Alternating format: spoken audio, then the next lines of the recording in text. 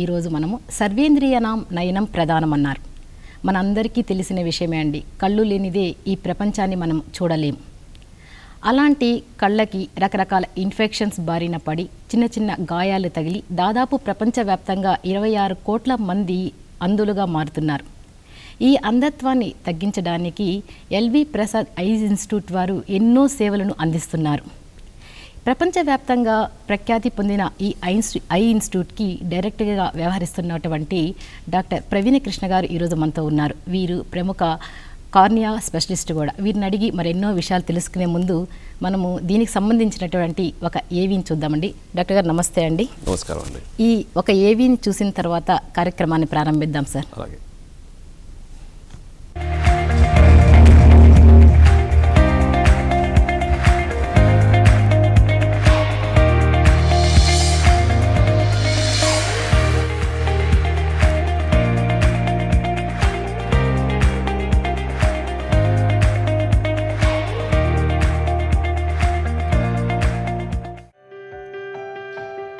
LV Prasad I institute కంటి చూపును ప్రసాదించే దివ్య వైద్యాలయం. హైదరాబాద్ బంజారాహిల్స్లో స్వర్గీయ ఎల్వి ప్రసాద్ ఆశయాలకు అనుగుణంగా 1987లో స్థాపించబడిన ఈ వైద్యశాల ఎందరికో కంటి వెలుగును ప్రసాదించింది. ఎన్నో కుటుంబాల్లో వెలుగులు నింపింది. అంధత్వాన్ని నివారించేందుకు అత్యాధునికమైన వైద్య సదుపాయాలతో కూడిన సేవలను నిరంతరాయంగా అందిస్తూ సమాజానికి ఎనలేని సేవ చేస్తోంది. మా ఉద్దేశం మొదటి నుంచి స్థాపించిన కాడి నుంచి ఏమిటంటే అత్యున్నత ప్రమాణాలతో ఉన్న నేత్ర వైద్యాన్ని అందరికీ అందించాలని, ధనవంతురా పేదవారనే తారతమ్యం లేకుండా ప్రతి ఒక్కరికి అదే సమానమైన ప్రమాణాలతో నేత్ర వైద్యాన్ని అందించడం. ఈ కార్యక్రమంలో ఇంతవరకు దగ్గర 2,60,00,000 మందికి సేవలు అందించే అవకాశం దొరికింది మాకు. గ్రామీణ ప్రాంతాల్లో పలు హెల్త్ క్యాంపులు నిర్వహిస్తూ ఉచిత వైద్య సేవలు చేస్తూ నిరుపేదల జీవితాల్లో కోటి వెలుగులను నింపుతున్న గొప్ప సంస్థ ఎల్వి ప్రసాద్ ఐ ఇన్స్టిట్యూట్. మారుమూల కుగ్రామాలు, గిరిజన ప్రాంతాల్లో ప్రాథమిక నేత్ర వైద్య కేంద్రాలు, ద్వితీయ శ్రేణి నేత్ర వైద్య కేంద్రాలు స్థాపించాం. ఈ రోజున 177 ప్రాథమిక నేత్ర కేంద్రాలు, 19 ద్వితీయ శ్రేణి కేంద్రాలు మా సంస్థ ద్వారా పనిచేస్తున్నాయి. వీటన్నిటితో ప్రతి సంవత్సరం దగ్గర అనేక కార్యక్రమాల ద్వారా 25 లక్షల మందికి సేవలు అందిస్తున్నాం. హైదరాబాద్లోని ఎల్వి ప్రసాద్ ఐ ఇన్స్టిట్యూట్లో అడుగుపెట్టిన తర్వాత అక్కడ బీద ధనిక తేడా ఏమాత్రం కనిపించదు. అందర్నీ సమభావనతో ఆదరించి ప్రేమతో వైద్యం చేసే డాక్టర్లు కనిపిస్తారు. అందర్నీ ఆదరంగా తమవారిగా భావించి సేవ చేసే సిబ్బంది కనిపిస్తారు. అతి తక్కువ ఖర్చుతో అత్యంత నాణ్యమైన వైద్య సేవల్ని పొందగలిగే అవకాశమున్న ఏకైక కంటి వైద్యశాలగా బహుళ ప్రాచుర్యాన్ని పొందిన ఈ సంస్థలో పనిచేసే ఉద్యోగులు, సేవలు అందించే డాక్టర్ల ప్రవర్తన, వ్యవహార శైలి, నైపుణ్యాలు, సేవా భావన ఎవరినైనా సరే ఇట్టే ఆకట్టుకుంటాయి. 200కు పైగా నేత్ర వైద్య కేంద్రాలకి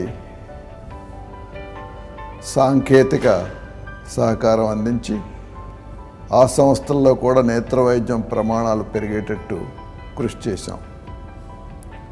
ప్రపంచవ్యాప్తంగా కూడా 18 దేశాల్లో ఇదే విధమైన కార్యక్రమాల్లో పాల్గొన్నాం.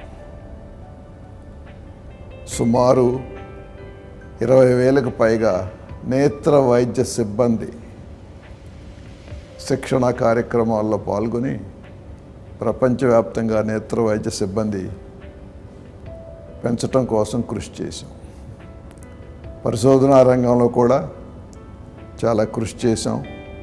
ఈ రోజున మా సంస్థ భారతదేశంలోనే నేత్ర వైద్య పరిశోధనలో అగ్రగామి స్థానంలో ఉంది. ఒక్కసారి ఈ ప్రాంగణంలో అడుగు పెడితే చాలు తమ కంటి వెలుగు భద్రతకు భరోసాను ఎవరైనా పొందగలుగుతారు. అన్నంత నమ్మకాన్ని పెంచుకోగలిగిన సంస్థగా ఎల్వి ప్రసాద్ ఐ ఇన్స్టిట్యూట్ పేరు ప్రఖ్యాతులను ఆర్జించింది. సేవతో పాటుగా కంటి వైద్యానికి సంబంధించి కంటి చూపునకు సంబంధించిన అత్యాధునికమైన విషయాలను, వైద్యాన్ని, పరిరక్షణను కనుగొనే పరిశోధనా వ్యవస్థలోనూ ఈ సంస్థ అగ్రగామిగా నిలుస్తోంది.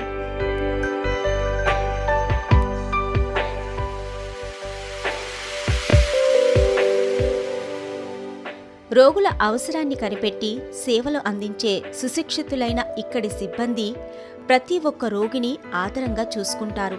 వారు పూర్తిగా వారి సమస్యను గురించి చెప్పి, దానికి చేయవలసిన వైద్యం గురించి వివరించి, ముందుగా వారిలో ఉన్న భయాన్ని పోగొట్టి తమకు నయమవుతుంది అన్న భరోసాను ప్రాథమికంగా కల్పించి మానసికమైన ధైర్యాన్ని కల్పిస్తారు. పిల్లలు, వయోవృద్ధులకు సంబంధించి వైద్య సేవలు అందించడంలో ఇక్కడి సిబ్బంది ప్రత్యేక శ్రద్ధను కలిగి ఉంటారు. దాతల నుంచి కార్నియాలను సేకరించి దేశంలోకెల్లా అతిపెద్ద ఐ బ్యాంకు నిర్వహిస్తోంది. కేవలం భారతదేశంలో మాత్రమే కాక north America, Europe, Asia, Australia, Brazil దేశాల్లో కూడా ఈ రకమైన సేవలను అందిస్తుంది సంస్థ. అంతర్జాతీయ స్థాయిలో ఎన్నో అత్యున్నతమైన, బాధ్యతాయుతమైన స్థానాల్లో వైద్య సేవలను, నిర్వహణ సేవలను అందించిన నాగేశ్వరరావు గారి ఆధ్వర్యంలో ఈనాటికి ప్రపంచ ప్రఖ్యాతిని పొందిన సంస్థగా అత్యున్నతమైన సేవలను అందిస్తూ ఎందరి జీవితాలకు కంటి వెలుగును ప్రసాదిస్తున్న ఈ సంస్థ ఔన్నత్యాన్ని వర్ణించడానికి మాటలు చాలవు. భవిష్యత్తులో ఈ కార్యక్రమాన్ని ఇంకా కొనసాగిస్తూనే ఉంటాం. ఈ 3 రాష్ట్రాల్లో ఇంకా ఎక్కువగా చేస్తూ ఉంటాం. ఇంకా అత్యున్నత ప్రమాణాలతో చేస్తూ ఉంటాం. వీటితో పాటు ఈ రోజుల్లో పెరుగుతున్న సాంకేతిక నైపుణ్యాన్ని కూడా పూర్తిగా వాడుకుని ఇంకా మంచి సేవలు ఇంకెంతమందికో ఎంత దూరంలో ఉన్నా అందించాలని మా ఆశ. 10 మందికి మేలు చేస్తున్న, మెరుగైన కంటి వైద్యాన్ని అందిస్తున్న ఈ సంస్థ భవిష్యత్తులో మరిన్ని మెరుగైన ఉన్నత సోపానాలను అధిరోహించాలని ఆశిద్దాం.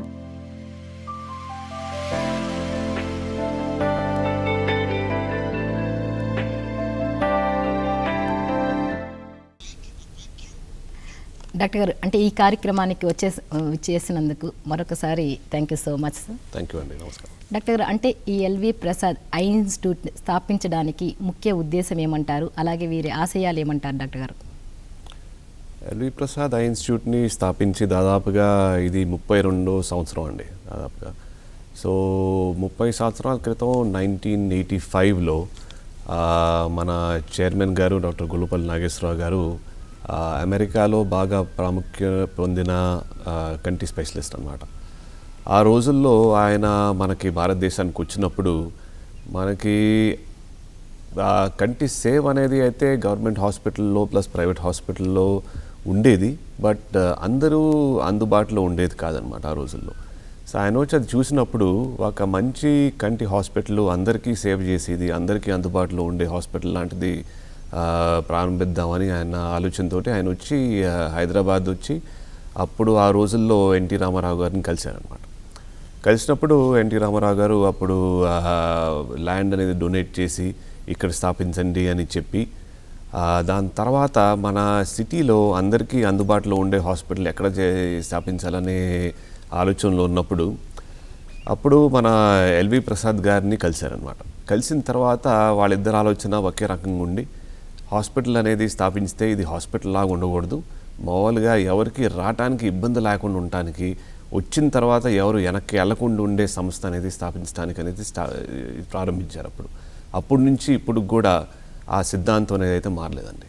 ఓకే డాక్టర్, అంటే ఈ మన ఇన్స్టిట్యూట్ అనేది ఎన్ని రాష్ట్రాలలో ఉన్నాయంటారు, ఎన్ని కేంద్రాలు ఉన్నాయంటారు? అలాగే ప్రస్తుతానికైతే మన ఎల్వి ప్రసాద్ ఇన్స్టిట్యూట్ బ్రాంచులు 3 మెయిన్ రాష్ట్రాల్లో ఉన్నాయండి. మన తెలంగాణ, ఆంధ్రప్రదేశ్ అండ్ ఒరిస్సాలో మెయిన్గా ఉన్నాయి. కర్ణాటకలో ఒక చోటన బళ్ళార్లో ఉందండి. ఇది చాలామంది వేరే రాష్ట్రాలకు వచ్చి, నార్త్ ఇండియాకి వచ్చి, లేకపోతే బాంబేకి వచ్చి, ఢిల్లీకి వచ్చి అక్కడ ప్రారంభించడానికి చాలా ఒత్తిడి చేశారు, చాలా ఆఫర్లు ఇచ్చారు. కానీ మనకి ఒకటి అర్థమైంది ఏంటంటే, మన రాష్ట్రాల్లో అంధత్వాన్ని నివారణ చేయకుండా మనం బయటికి వెళ్ళి మనం చేస్తే, ఇప్పుడు మనం స్టార్ట్ చేసింది సంస్థ అనేది మనకి ఎందుకు స్టార్ట్ చేశానో మనం మర్చిపోయి మనం వేరే చోటుకి వెళ్ళి మనం మర్చిపోతామేమో అని భయంతో ముందు ఈ 3 రాష్ట్రాల్లో అంధత్వం మొత్తం నివారించిన తర్వాత దాని తర్వాత ఎక్కడైనా బయటకు వెళ్దాం అనుకుంటున్నామండి. ప్రస్తుతానికి మనకి ఈ 3 రాష్ట్రాల్లో దాదాపుగా 202 చోట్ల మన ఎల్వి ప్రసాద్ ఐ ఇన్స్టిట్యూట్ స్థాపించింది. మనం అందరూ ఎల్వి ప్రసాద్ ఐ ఇన్స్టిట్యూట్ అంటే హైదరాబాద్లో ఉన్న బంజారా హిల్స్లో ఉన్న హాస్పిటల్ అనుకుంటాం, కానీ అది కరెక్ట్ కాదండి. అది 200 స్థానాల్లో జస్ట్ ఒకటి అంతే. ఓకే డాక్టర్ గారు, అంటే వరల్డ్ వైజ్ తీసుకుంటే అంటే దీని స్థాయి 3వ ప్లేసుల్లోనే ఉంటుంది. అంటే దీని ప్రమాణాల గురించి తెలియచేయండి. దీని స్టాండర్డ్స్ అనేది ఏ స్టేజ్లో ఉందంటారు?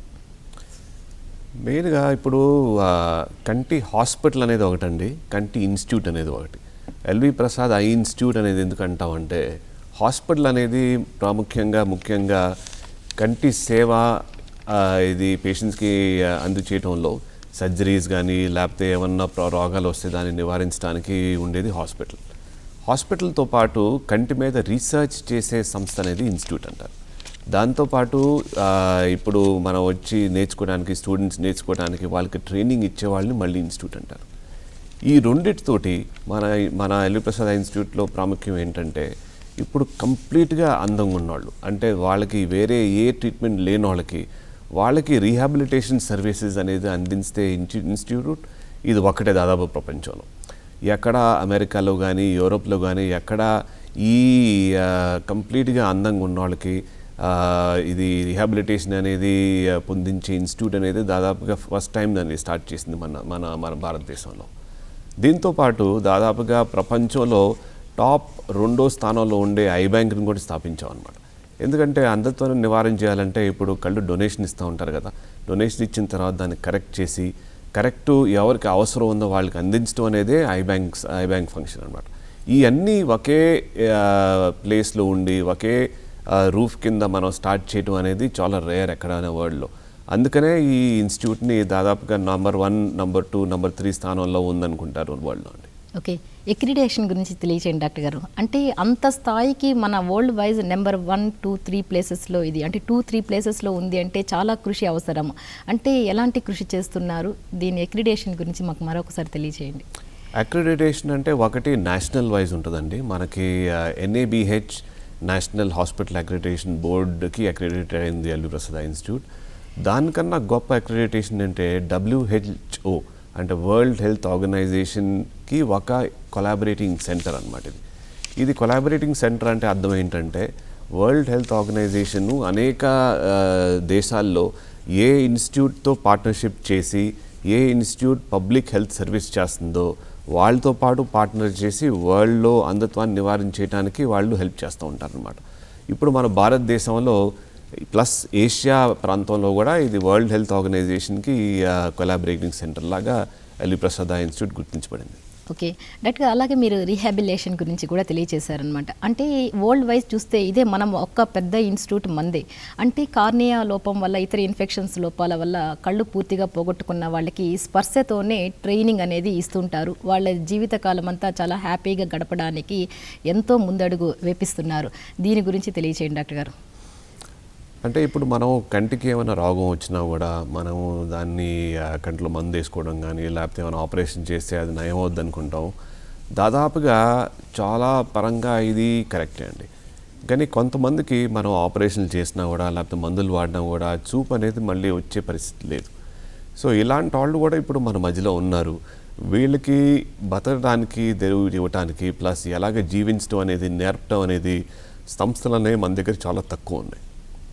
ఇప్పుడు మామూలుగా కంటి హాస్పిటల్ అంటే జస్ట్ మనం ట్రీట్మెంట్ నివారణ అనేది ఇస్తూ ఉంటాం అనమాట.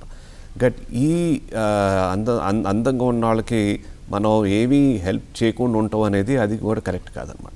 అందుకనే ఈ రీహాబిలిటేషన్ సర్వీసెస్ లాంటివి మొదలుపెట్టాం.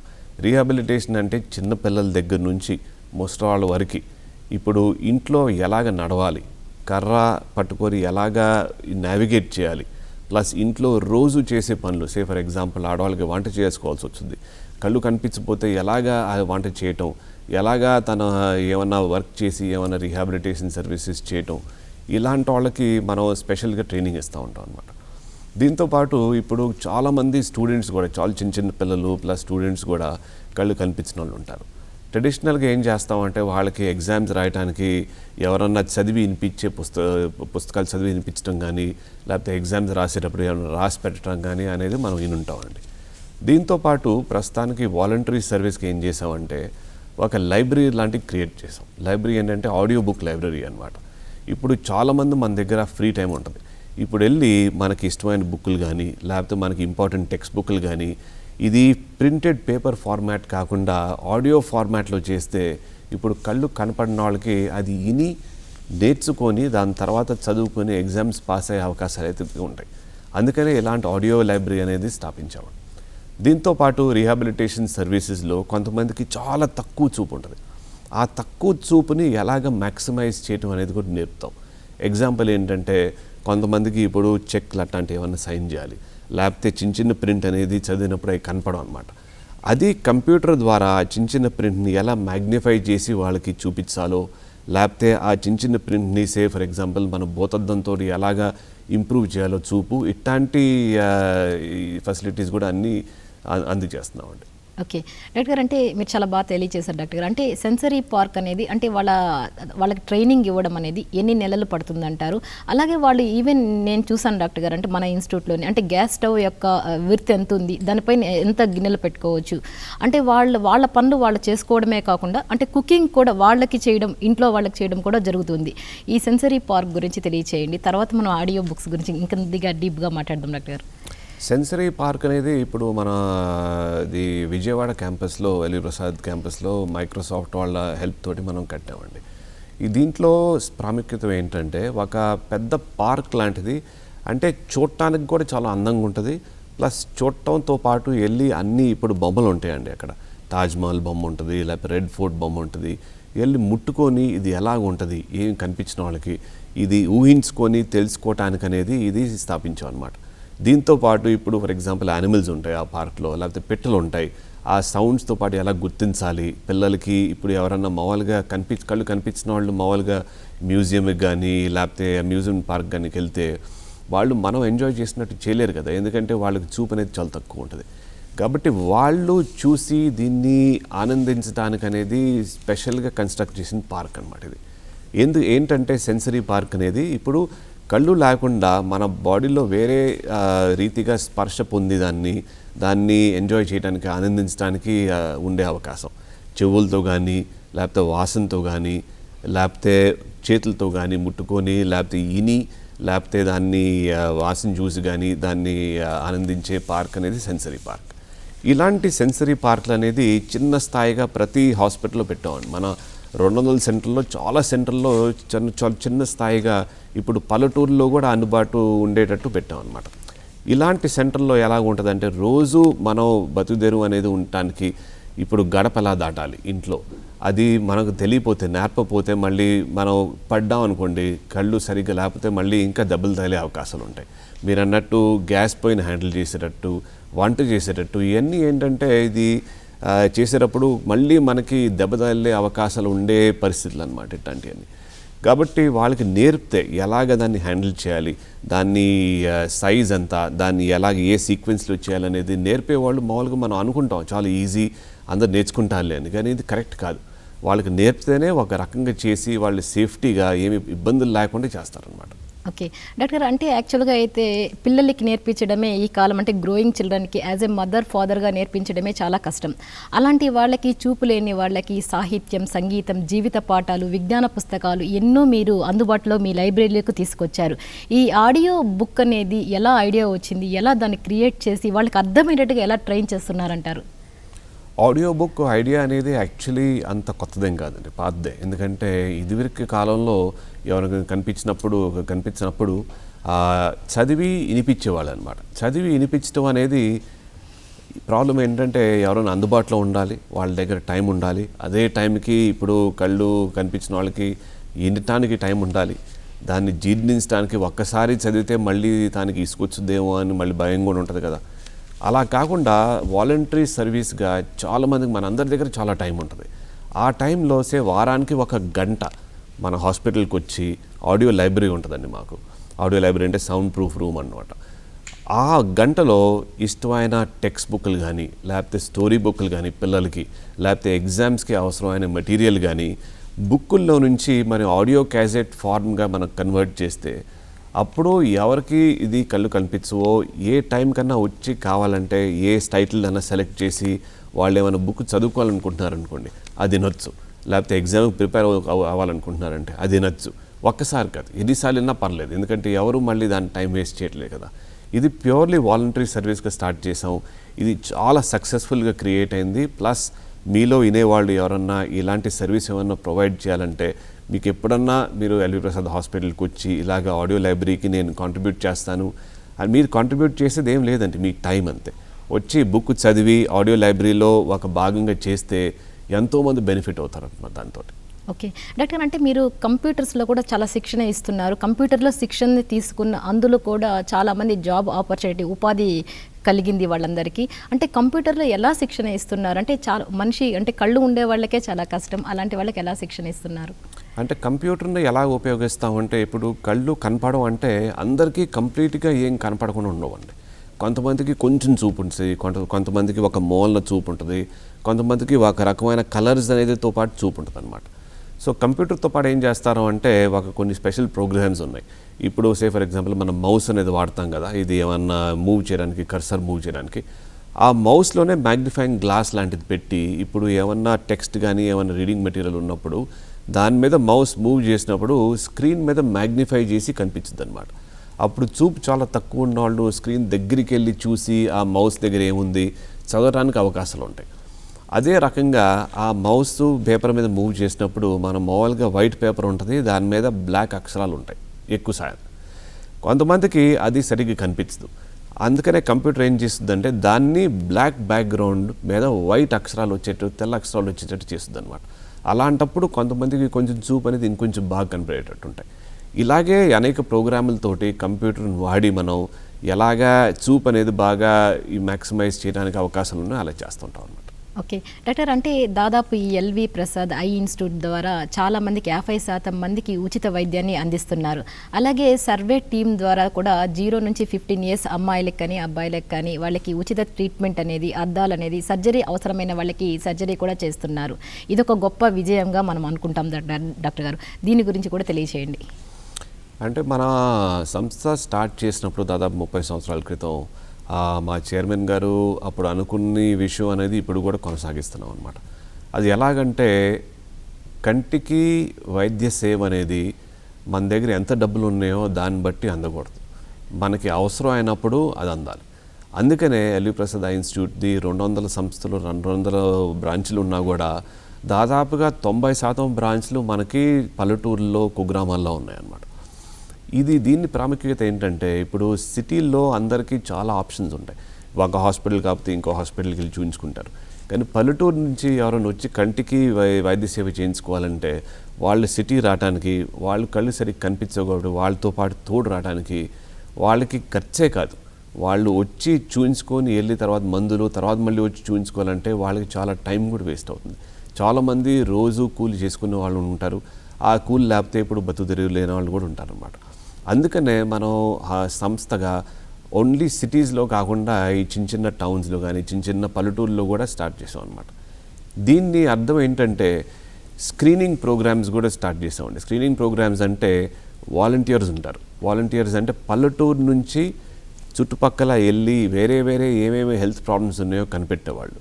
వాళ్ళు మామూలుగా టార్చ్ లైట్ తోటి కంటి ప్రాబ్లమ్స్ కూడా ఉన్నాయేమో కనిపెట్టి ఒకవేళ ఏమైనా ఇబ్బంది ఉందంటే అప్పుడు ఎక్కడికి వెళ్ళాలో వాళ్ళకి చెబుతారు.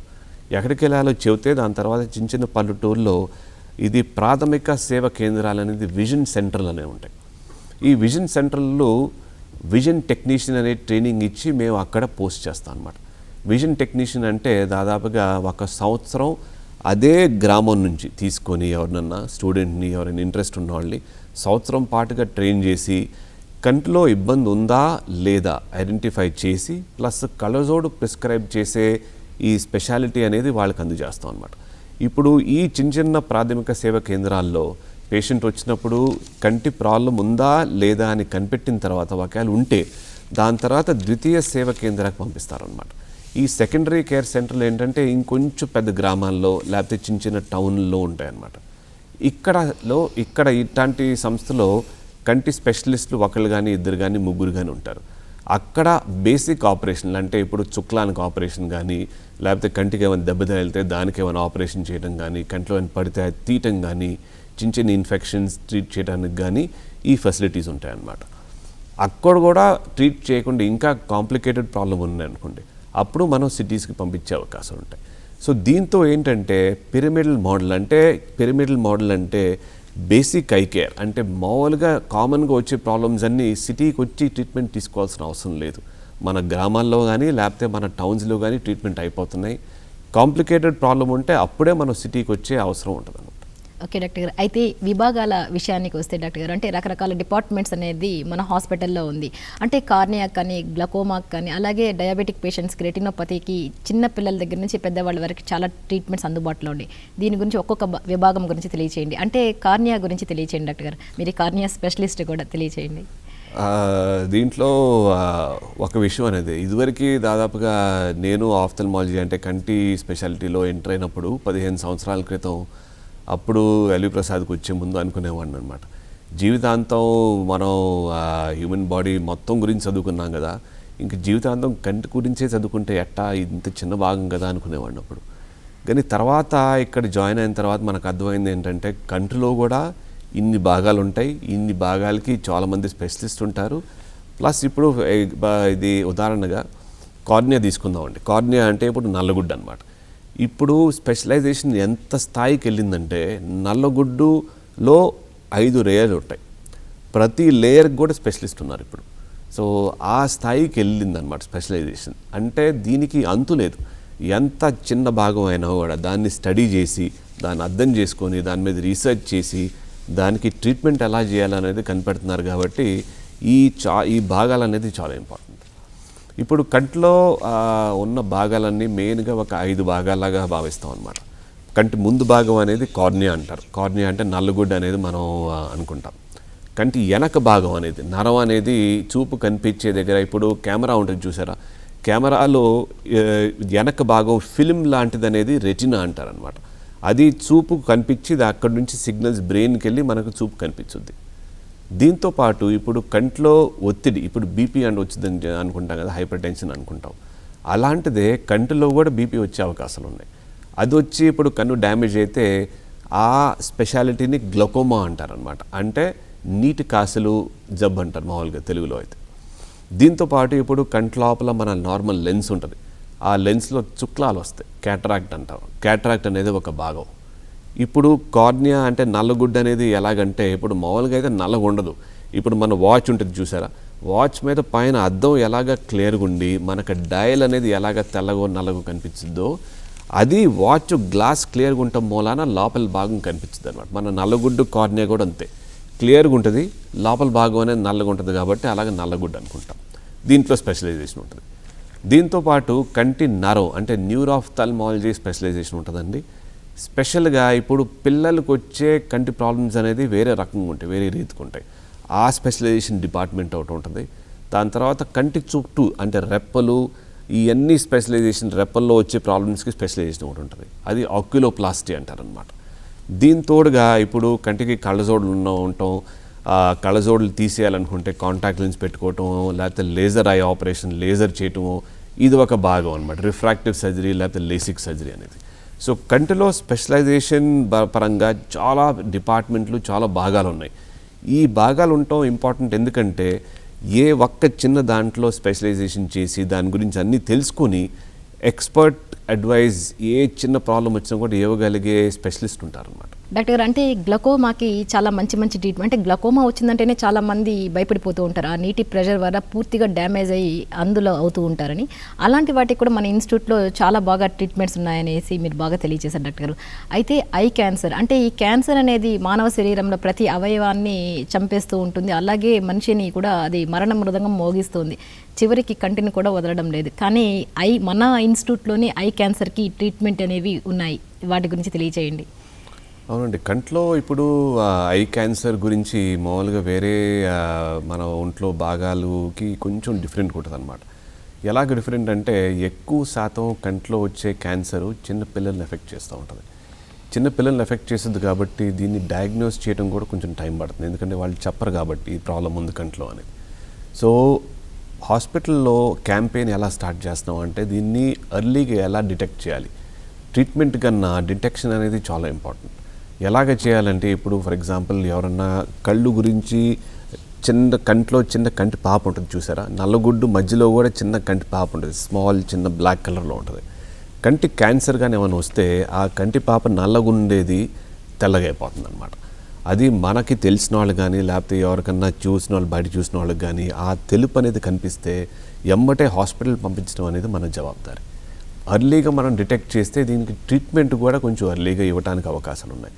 ఇదివరకు కాలంలో కంటి క్యాన్సర్ వచ్చినప్పుడు ఇప్పుడు పేషెంట్ని ఎలా రక్షించాలనేది ఆలోచించేవాళ్ళు. ఇప్పుడు పేషెంట్ని కాదు, ఇప్పుడు కన్నుని ఎలా రక్షించాలో, కన్ను తీయకుండా దాంతోపాటు కన్ను రక్షణతో పాటు చూపు కూడా ఎలా రక్షించాలో అనేది ఆలోచిస్తున్నాం. అంటే ఆ స్థాయి వరకు వచ్చాం అనమాట. ఇదివరకు ఇది ప్రాణానికే అపాయం ఉండే క్యాన్సరు ఇప్పుడు చూపు కూడా కాపాడే అవకాశాలు వచ్చే పరిస్థితికి వచ్చింది ఇప్పుడు ప్రస్తుతానికి. ఓకే డాక్టర్, అంటే కొన్నిసార్లు ప్రమాదవశాత్తు అంటే కంటికి గాయమై అంటే పైన ఉండే బోన్స్ కూడా విరిగిపోవడం, అలాగే ఫేస్ మొత్తం స్ట్రక్చర్ మారిపోవడం లాంటివి జరుగుతూ ఉంటాయి. అలాంటప్పుడు మన దగ్గర కాస్మెటిక్ సర్జరీస్ చాలా వరకు చాలా కొత్తవి అధునాతనవి అందుబాటులో ఉన్నాయి. ఈ కాస్మెటిక్ సర్జరీ ఎలా ఉన్నాయంటారు? కాస్మెటిక్ సర్జరీ అంటే 2 రకాలుగా ఉంటాయి. ఒకటి మీరు అన్నట్టు కంటికి దెబ్బ అని తగిలి కంటి చుట్టూ ఫ్రాక్చర్లు కానీ అయ్యి లేకపోతే కంటి రెప్పకి కానీ కొంచెం డ్యామేజ్ అయ్యి, ఎందుకంటే రెప్పలో కూడా మనకి చాలా అవయవాలు మజిల్స్ ఉంటాయి అన్నమాట. ఈ రెప్పని పైకి తీసుకురావడానికి కింద మూసుకోవడానికి ఇవన్నీ మనం మామూలుగా గమనించాం. దెబ్బ తగిలి సరిగ్గా పనిచేయనప్పుడే అప్పుడు మనం గమనిస్తాం. సో కాస్మెటిక్ సర్జరీలో ఏం చేస్తారంటే ఈ బోన్స్ని మళ్ళీ రీసెట్ చేయడానికి ఉండే అవకాశాలు, ఫ్రాక్చర్లు ప్లేట్తో క్లోజ్ చేయడానికి అవకాశాలు ఉంటాయి. ప్లస్ ఈ మజిల్స్ ఉంటాయి చూసారా, దాన్ని రిపేర్ చేసి లేకపోతే మజిల్స్ అనేది సరిగ్గా పనిచేయకపోతే దానికి కొంచెం బలం వచ్చేటట్టు అలాగే చేసేటట్టు కూడా కాస్మెటిక్ సర్జరీలు ఉంటాయి. దీంతోపాటు ఇప్పుడు కొంతమందికి కన్ను చూడటానికి కొంచెం చిన్నగా ఉన్నా లేకపోతే కొంచెం పెద్దగా ఉన్నా అది సైజ్ని కొంచెం తగ్గించడం కానీ లేకపోతే పెంచడం కానీ ఆ అవకాశాలు కూడా ఉన్నాయి.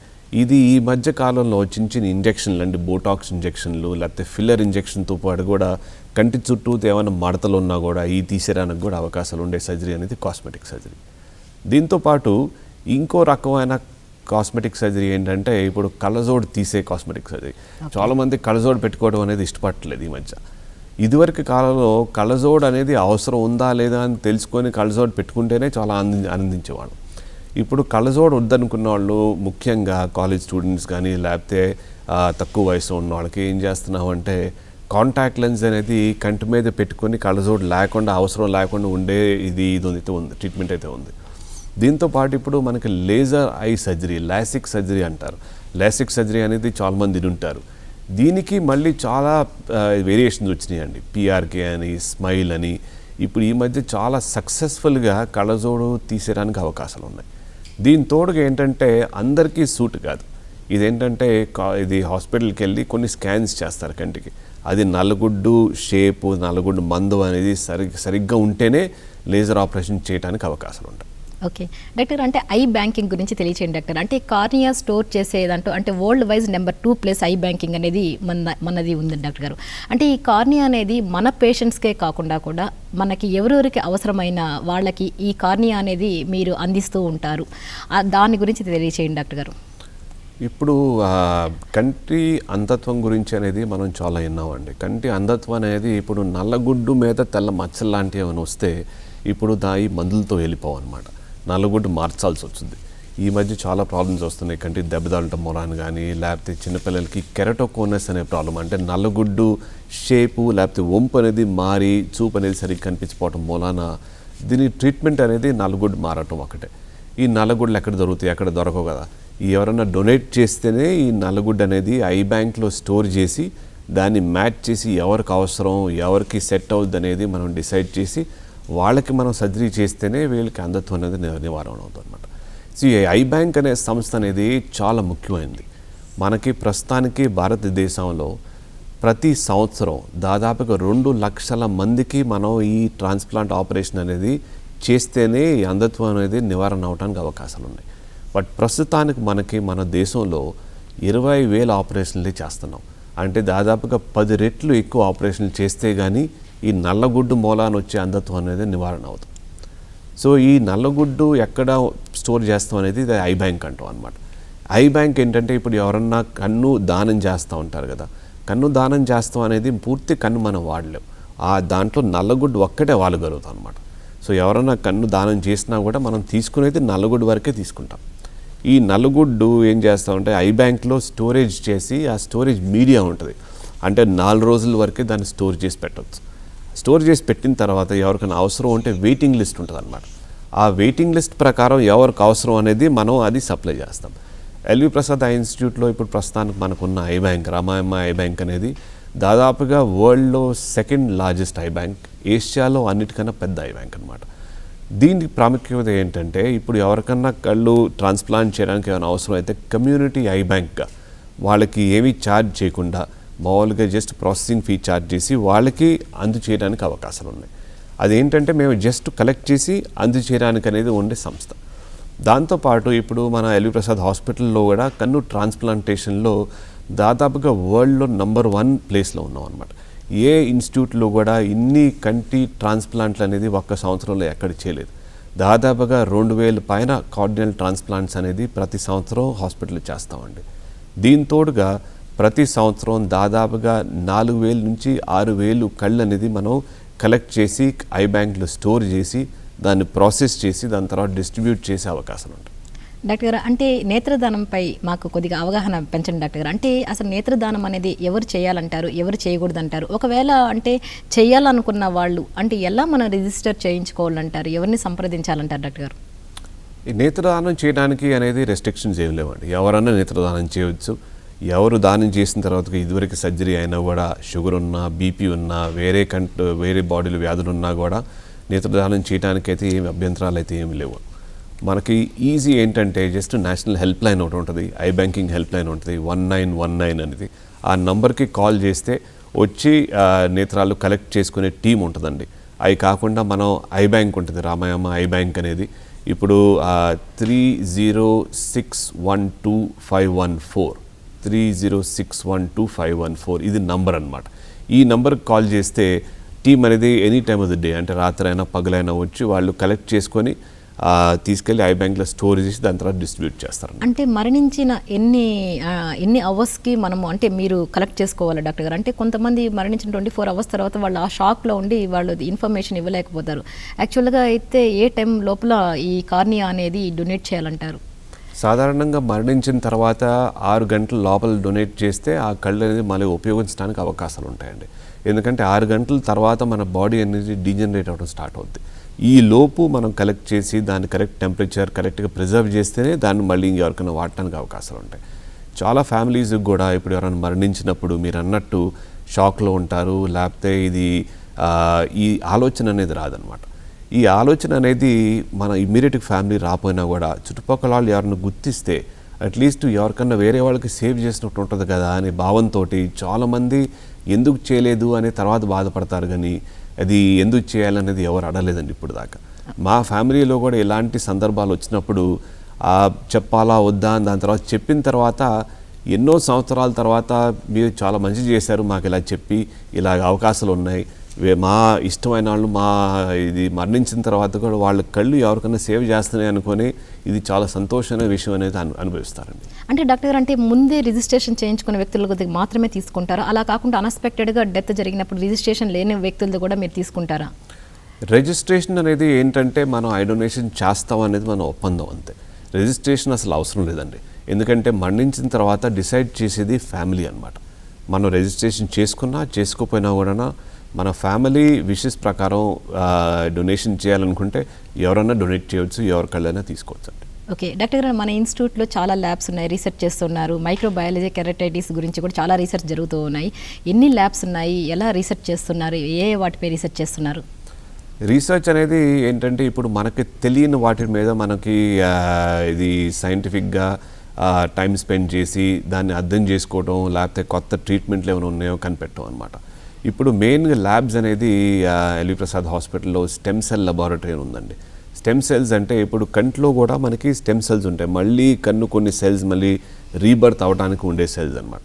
ఇప్పుడు కంట్లో నుంచి ఆ స్టెమ్ సెల్స్ తీసి ల్యాబ్లో మనం పెంచి కల్చర్ చేసి మళ్ళీ వేరే వాళ్ళకి ట్రాన్స్ప్లాంట్ చేయడానికి అయితే అవకాశాలు ఉన్నాయి. ఇప్పుడు ఈ స్టెమ్ సెల్ ట్రాన్స్ప్లాంటేషన్లో కూడా దాదాపుగా ప్రపంచంలో హైయెస్ట్ నంబర్ ఆఫ్ పేషెంట్స్కి ట్రాన్స్ప్లాంట్ చేసిన సంస్థ కూడా ఎల్వి ప్రసాద్ ఇన్స్టిట్యూట్ అండి. దీంతోపాటు లెబారెటరీస్ ఏంటంటే pathology, microbiology, biochemistry, molecular genetics, అంటే ఇప్పుడు హెరిడిటరీగా వచ్చే వ్యాధులను స్టడీ చేసే లెబారెటరీ, ఇట్లాంటి లెబారెటరీస్ కూడా ఉన్నాయి. దీని తర్వాత కొత్తగా ఒక లెబారెటరీ ఏంటంటే విజువల్ సైకోఫిజిక్స్ అనే లెబారెటరీ స్టార్ట్ చేసాం అనమాట. ఇదేంటంటే కంట్లోకి లైట్ ఎలా వెళ్తుంది, అది ఎలాగ మారి వెళ్తుంది, దాని పాత్వే ఎలాగ మారవచ్చు, దాంతోపాటు మన కళ్ళజోడ్లు, ఈ లేజర్ ఆపరేషన్ ఎలాగ బెనిఫిట్ చేస్తాయి అనే స్టడీ చేసే ల్యాబ్ కూడా కొత్తగా ప్రారంభించాం. దీంతోపాటు ఇప్పుడు చిన్నపిల్లలకి అద్దాలు ఎందుకు వస్తున్నాయి, ఆ అద్దాలు ప్రివెంట్ చేయడం ఎలాగా ఫ్యూచర్లో, దానికి ట్రీట్మెంట్స్ ఏమైనా ఉన్నాయా స్టడీ చేయడానికి కూడా చాలా ల్యాబ్స్ ఉన్నాయి. కొత్తగా కంట్లో నీరు శాతం అనేది తక్కువ ఉన్న వాళ్ళకి, అంటే డ్రైనెస్ ఉన్న వాళ్ళకి కూడా కొత్త డ్రై ఐ లెబారెటరీ అనేది స్టార్ట్ చేసామండి. ఇవన్నీ రీసెర్చ్తో ఏంటంటే ఫ్యూచర్ ట్రీట్మెంట్స్ కానీ లేకపోతే ఫ్యూచర్ మనం కనిపెట్టిన వ్యాధులు ఏం చేయొచ్చు అనేది మనకు అర్థం అవడానికి ఈజీ అవకాశం మనకి. ఓకే డాక్టర్ గారు, అంటే ఏ వ్యక్తి అయినా కంటి సమస్యతో మీ దగ్గరికి వస్తే వారికి కంటికి సంబంధించినటువంటి అన్ని పరీక్షలు చేసి వారికి సంబంధించిన డీటెయిల్స్ అంతా మీరు డాక్యుమెంటేషన్ చేసి పెడతారు, అంటే నిక్షిప్తం చేస్తారు.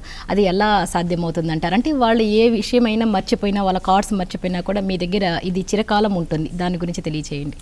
మీరంతా చాలా కరెక్ట్ అండి, అది సహజమే. ఎందుకంటే చాలామంది కూడా ఇప్పుడు మనం పేపర్ రికార్డ్స్, మెడికల్ రికార్డ్స్ అనేది మనం జాగ్రత్తగా ఉంచుకోం, ఎక్కడో ఒక మూలన పడేస్తాం, లేకపోతే అది ఎక్కడ పోయినా కూడా మనం గుర్తుండవు అనమాట. సో హాస్పిటల్లో ఫస్ట్ నుంచి కూడా ఏం చేసామంటే ఒక మెడికల్ రికార్డ్ నంబర్, ఒక నంబర్ అనేది ఇచ్చాం. ఆ నంబర్ని పేషెంట్ హాస్పిటల్ తీసుకొస్తే ఇదివరకు దాదాపుగా 5 సంవత్సరాల క్రితం వరకు పేపర్ రికార్డ్స్ అంటే అన్ని రాసి స్టోర్ చేసేవాళ్ళం అనమాట. 15 సంవత్సరాల వరకు రికార్డ్స్ అలాగే ఉంచి 15 సంవత్సరాల తర్వాత కూడా ఎవరైనా హాస్పిటల్కి వస్తే మళ్ళీ అది తీసి 15 సంవత్సరాల క్రితం ఏమైందో అనేది మనం చూడటానికి అవకాశాలు ఉంటాయి. కానీ ఇప్పుడు కొత్తగా డిజిటల్ రెవల్యూషన్ పరంగా పేపర్ సేవ్ చేద్దామని ఎలక్ట్రానిక్ మెడికల్ రికార్డ్స్ అనేది ప్రారంభించాం అనమాట. దాదాపుగా 5 సంవత్సరాల నుంచి ఏం చేస్తున్నామంటే పేషెంట్ హాస్పిటల్కి వచ్చిన తర్వాత తన ప్రతి డీటెయిల్ కూడా ఎలక్ట్రానిక్ మెడికల్ రికార్డ్ సిస్టంలో ఒక సర్వర్లో పెట్టుంచి జస్ట్ మెడికల్ రికార్డ్ నంబర్ కానీ లేకపోతే ఆధార్ నంబర్ కానీ లేకపోతే ఫోన్ నంబర్ కానీ ద్వారా దాన్ని ఎక్కడైనా ట్రేస్ చేయడానికి అవకాశాలు ఉన్నాయి. ఇది ఎగ్జాంపుల్ ఏంటంటే హైదరాబాద్ నుంచి మా సంస్థ విజయవాడలోకి వెళ్ళిన పేషెంట్ కూడా ఇప్పుడు హైదరాబాద్లో పోయినసారి 5 సంవత్సరాల క్రితం వచ్చిన డీటెయిల్స్ కూడా విజయవాడలో కూర్చొని మనం దీన్ని రిట్రీవ్ చేయడానికి అవకాశం ఉంది. జస్ట్ ఒక 5 నిమిషాలు పడుతుంది అనమాట. దీంతోపాటు కంటి ఫొటోస్ కానీ తన కంటి చేసిన స్కాన్స్ కానీ ఏవేవి ఇదివరకు ఉన్న డేటా మొత్తం స్టోరేజ్ చేసి క్లిక్ ఆఫ్ ద బటన్లో మనం మొత్తం రిట్రీవ్ చేయడానికి అవకాశాలు ఉన్నాయి. ఇది బెనిఫిట్ అనమాట ఎలక్ట్రానిక్ మెడికల్ రికార్డ్స్ తోటి. ఇప్పుడు ఓకే డాక్టర్ గారు, అంటే డాక్టర్ గారు అత్యున్నత స్థాయిలో ట్రైనింగ్ పొందినటువంటి డాక్టర్స్ కానీ సిబ్బంది కానీ మన దగ్గర ఉన్నారు. అయితే డాక్టర్స్కి వాళ్ళ అలాగే సిబ్బందికి కూడా ట్రైనింగ్ కూడా ఇస్తున్నారు, దీని గురించి తెలియచేయండి. ఇప్పుడు ఎడ్యుకేషన్ అనేది ఏ సంస్థ కన్నా అది కూడా చాలా ఇంపార్టెంట్. ఎందుకంటే మనం నేర్చుకొని మనం చేయటం అనేది ఒక ఎత్తు అయితే తర్వాత వచ్చే జనరేషన్స్కి ట్రీట్మెంట్ చేయడానికి ఎలాగ చేయాలనేది అది ఇంకో చాలా పెద్ద ఎత్తు అనమాట. సో ప్రస్తుతానికి హాస్పిటల్లో చాలామంది యంగ్ ఐ డాక్టర్స్ ఇది కొత్తగా ప్రాక్టీస్ స్టార్ట్ చేసే వాళ్ళకి దాదాపుగా సంవత్సరానికి 30 నుంచి 35 మందికి అలాగా ట్రైనింగ్ ఇస్తూ ఉంటాం. దీంతోపాటు కంటికి సంబంధించిన సిబ్బంది ఐ బ్యాంక్ టెక్నీషియన్స్ కానీ లేకపోతే ఐ డొనేషన్ కౌన్సిలర్స్ కానీ లేకపోతే ఐ కౌన్సిలర్స్ కానీ లేకపోతే నర్సులకు కానీ లేకపోతే ఫీల్డ్ వర్కర్స్ కానీ లేకపోతే విజన్ టెక్నీషియన్స్, ఆప్టోమెట్రీ, ఇలాగ వేరే వేరే సిబ్బందికి సంబంధించిన వాళ్ళకి ప్రతి సంవత్సరం చాలామందికి ట్రైనింగ్ అనేది కొనసాగుతూనే ఉంటుందండి. ఈ ట్రైనింగ్ అనేది చాలా ఇంపార్టెంట్. ఎందుకంటే మనం ఇప్పుడు గురించే కాదు, నెక్స్ట్ ఫ్యూచర్ జనరేషన్ కూడా కేర్ తీసుకోవడం అనేది చాలా ముఖ్యం. కాబట్టి ఈ ట్రైనింగ్ ఇస్తూ ఉంటాం అన్నమాట. ఓకే డాక్టర్, అంటే లో విజన్ ఉండే వాళ్ళకి కూడా మీరు చాలా ట్రైనింగ్ ఇస్తున్నారు. అది కాకుండా పిల్లల్లో ఎలాంటి సమస్యలైనా ఉంటే, అంటే ప్రెగ్నెన్సీలో కూడా మన దగ్గర స్కాన్ తీసే ఫెసిలిటీ ఉన్నాయి, అంటే దాని గురించి తెలియచేయండి. అంటే ప్రెగ్నెన్సీలోనే ఆ బేబీ ఐని టెస్ట్ చేసే ఎక్విప్మెంట్ ఉంది, దాని గురించి తెలియచేయండి డాక్టర్ గారు. అంటే ఇప్పుడు జెనెటిక్ టెస్టింగ్ ద్వారా కానీ లేకపోతే ఈ అల్ట్రాసౌండ్ స్కాన్ గురించి కానీ ఇప్పుడు పిల్లలు పుట్టముందే పిల్లలకి ఏమైనా అబ్నార్మాలిటీస్ ఉన్నాయో కనిపెట్టడానికి అవకాశాలు అయితే ఉన్నాయండి ఇప్పుడు ప్రస్తుతానికి. దీంతో జెనెటిక్ టెస్టింగ్ తోటి పిల్లలకి ఏమేమి ప్రాబ్లమ్స్ రావచ్చు అనేది ప్రిడిక్ట్ చేసే అవకాశాలు ఉన్నాయి. కాబట్టి జనరల్గా ఫ్యామిలీకి కౌన్సిలింగ్ ఇస్తాం అనమాట. ఈ ప్రాబ్లమ్స్ ఉంటే తల్లిదండ్రులకి పిల్లలకి ఇట్లాంటి ప్రాబ్లమ్స్ రావడానికి అవకాశాలు ఉన్నాయి, మీరు ఎప్పుడు డాక్టర్ దగ్గర తీసుకెళ్ళాలి, అసలు ఫ్యామిలీ ఎలా ప్లాన్ చేసుకోవాలనేది కూడా అడ్వైజ్ ఇవ్వడానికి అవకాశాలు ఉన్నాయి.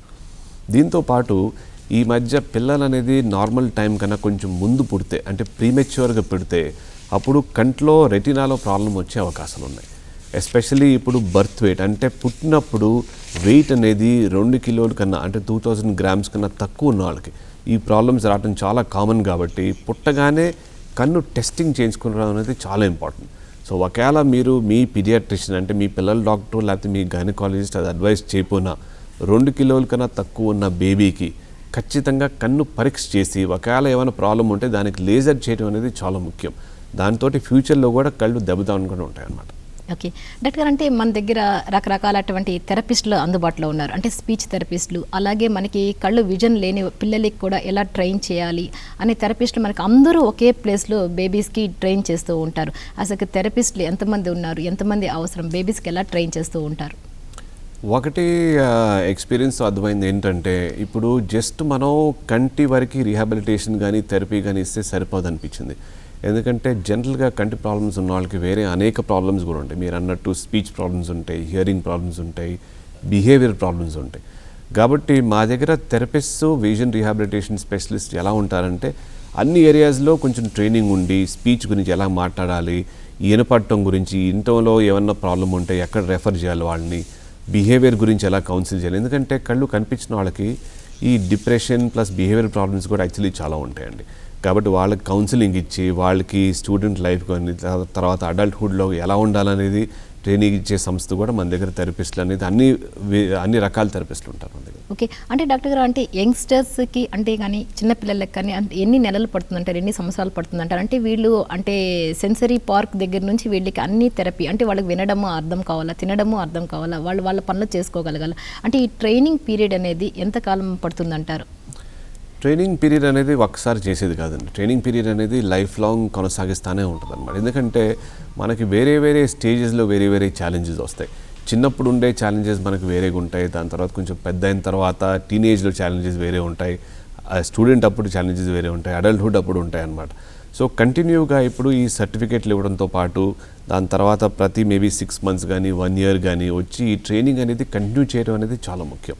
ఓకే, భవిష్యత్తులో మీ ప్రణాళికల గురించి తెలియజేసే ముందు ఇంతవరకు ఎన్ని కార్నియా ఆపరేషన్స్ చేశారు, ఎన్ని సర్జరీస్ ఉచితంగా అందించారు, ఎంతమందికి టెస్టులు చేశారంటే డాక్టర్ గారు మన సంస్థ నుంచి?